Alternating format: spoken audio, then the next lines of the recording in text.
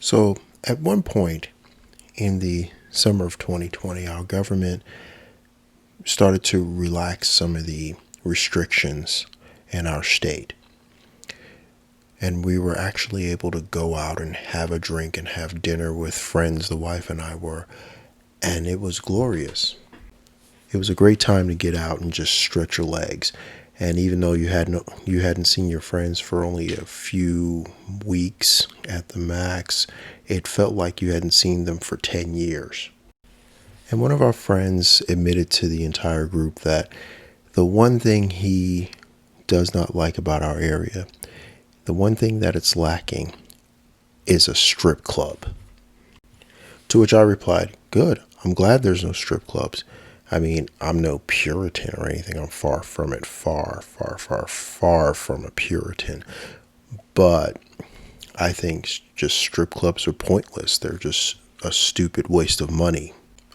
Which brings to mind part two of my series on why does this exist.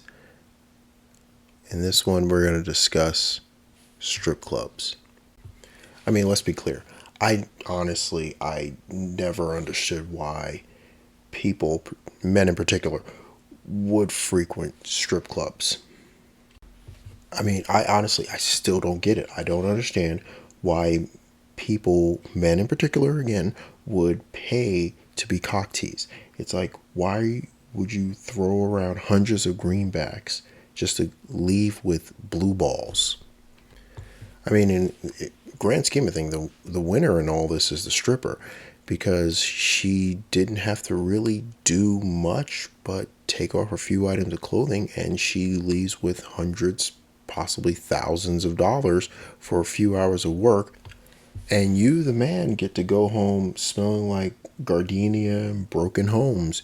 You get to go home covered in cheap lipstick and shattered dreams. You get to be draped in the remnants of a sequins bra and some daddy issues. Congratulations. Then, as you remove your glitter smothered clothing items and throw them in the washing machine, you realize when you take out your wallet and check it that some broken person has left you also just as broke, but financially, of course. But the best part about all this is in some states, the strip clubs are still open. So, men, when you get home after your strip club experience and you're picking out the remnants of shattered clear heels from under your skin, just remember the stripper can pay her bills. The question is, can you? Now, I'm going to focus on a little side note here. I like to talk about another funny thing I came up in that conversation, the stripper half-life, shelf life, whatever you want to call it. Because let's be honest, you can't turn 18, say I'm going to go be a stripper, and think to yourself, man, I wonder what these retirement benefits look like. Man, I wonder what the health care is for all this stripping I'm doing. Although I could be wrong. I mean, shoot, there could be a 401k set up for some strippers. I don't know the system. I'm not involved that much, as you can tell by my lack of knowledge. I mean, I didn't go to college thinking to myself, man, I cannot wait to be a stripper's agent. Although I feel like a stripper agent, technically, I mean, isn't that just a pimp anyway? Like, what's the uniform for a stripper's agent? I can safely assume that the color scheme for the uniform is limited to some sort of powder blue, purple, pink, or green. I feel like you need to have a nicer perm than the women you're representing. And the women don't exactly refer to you as Dr. this or Mr. that or Sir or anything. They kind of just always call you Daddy for some reason. No, but that wouldn't be smart to take on that kind of baggage. No, the smart ones just get in, do their stripper prison term of 7 to 10 years, 5 on good behavior, or if they really made enough money, and they get the hell out. But the answer to my question actually was answered that same night. It's like, why do strip clubs exist? Because people are lonely.